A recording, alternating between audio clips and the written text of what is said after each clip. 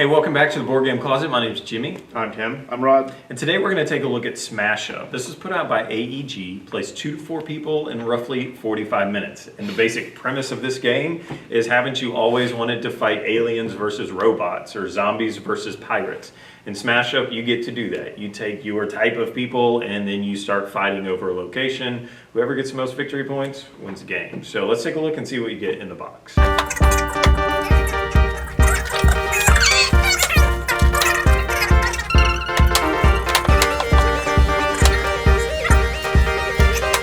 Okay, so this is what you get in the box with Smash Up. Rod, do you want to talk about the components? All right. So the first thing is the box itself comes with little trays to hold all your different teams, and that's a pretty neat thing. So it helps keep the game organized.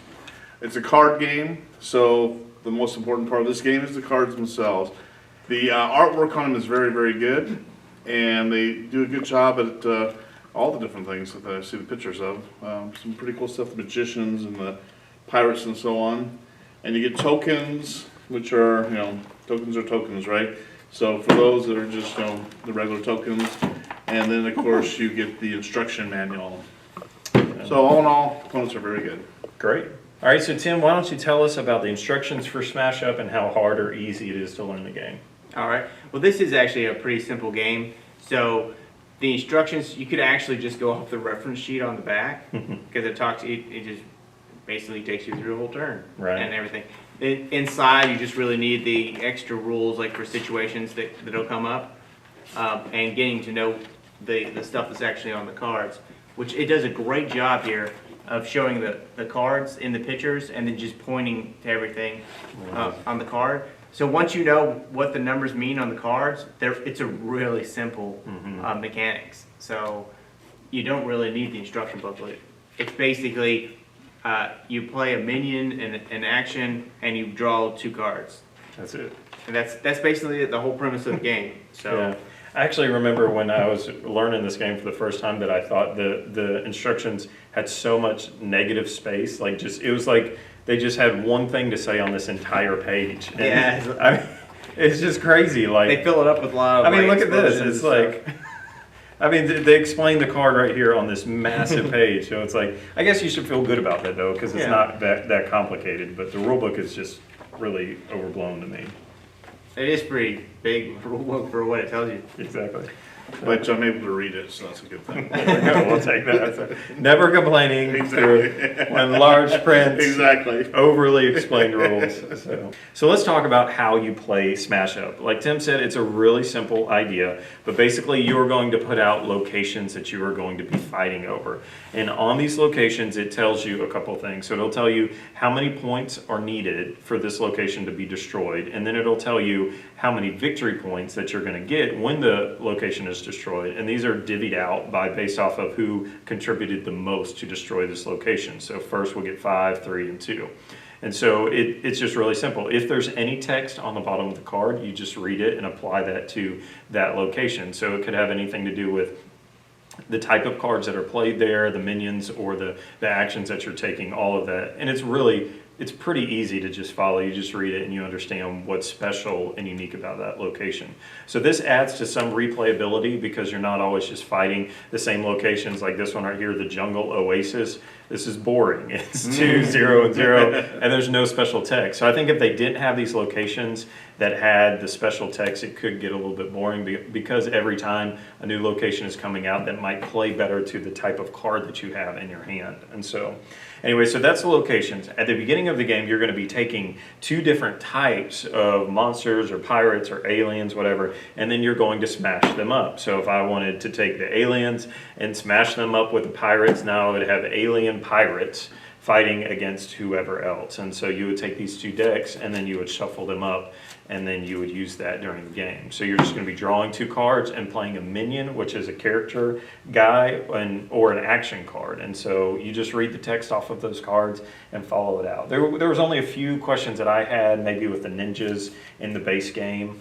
But most of the time it's pretty straightforward on what the cards are supposed to do, especially if you played any other kind of card games that have actions on them and just reading those out. And some cool stuff about this game is it's got a few expansions out already, and so they just keep coming out with new things, and so new monsters and new items that you just add to the base game, and then you get to play with those guys and things like that. So Yeah, if you can think of like a group of people, some archetype of character that you'd want to play with, they probably have an expansion that has that archetype in there. Like my wife likes the Pretty Princess expansion that has the princesses, the cats, like the internet cats, Yeah. and then the My Little Pony kind of characters and stuff on them. yeah.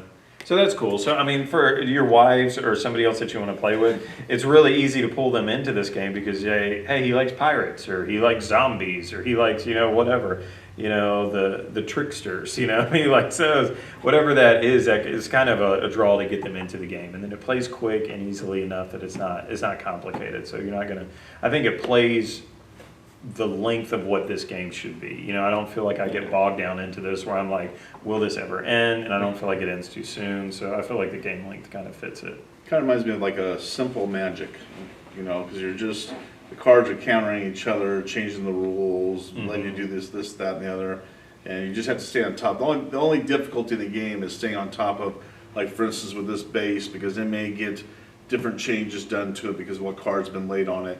So you have to make sure you stay on top of that, because sometimes I noticed when we were playing, we would ignore that. And we'd have to always be like, oh, there'd always be one person, Tim, who would remember the rule. Wait a and second. said, hey, we can't do that. Uh-huh. So, I mean, I can see this, I can see my son Jared really enjoying this game, because it has a lot of that concept in it. Card powers and Yeah. stuff. Yeah. The only negative that I can really think of is if you play against people that don't like take that, So if you're working up your side, like what you're saying, your Same. wife would hate that, Yeah. So you're working up your side and you're about to win this base, and then they come in and take all your minions off of it, or Yeah. do something like that, and they mess you over, then you probably hate that. So I don't know. I think it's light enough that that's not really that big of a deal. Right. So Except with my wife. all right, good luck. So go ahead and score this game. Yeah, great. So at the end of our reviews, we like to do a simple 1-die rating. Should you buy it, play it, or hate it? Green means go buy this game and add it to your collection. White means maybe you wouldn't buy it, but you definitely play it. And then red means you won't buy it and you won't play it because you hate it.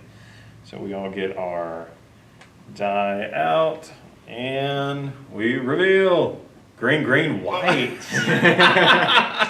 I thought we were going to have it all green. Wow. All right. Well, let's start with you. So why did you give this game a white? Well, it's not my type of game. For one, so we kind of said, it was like a light Magic. I hate Magic, by the way. Anyway, but this game, I mean, I do like the game. I do enjoy playing it. I guess my thing would be is that there's all other games out. There's tons of other games I would buy instead. So if you guys laid this game out here, I'd definitely play play it. the game. That's never a problem. But it just wasn't something that I'd go out and actually buy. Right. Yeah. So I just don't want to dish the money out. So this game has been out for a while, like we said, with all the expansions and stuff. And so I actually traded some guy for this. He didn't want any more, and I traded it. And to me, it's a good enough game that I would have bought it instead of just trading it. Because I don't think it's that expensive, and with all the expansions that are out there. Now, this is not a game that I'd want to play all the time, but I do appreciate it for what it is and the simpleness of it. And so I say buy it, add it to the collection. Why not? Right.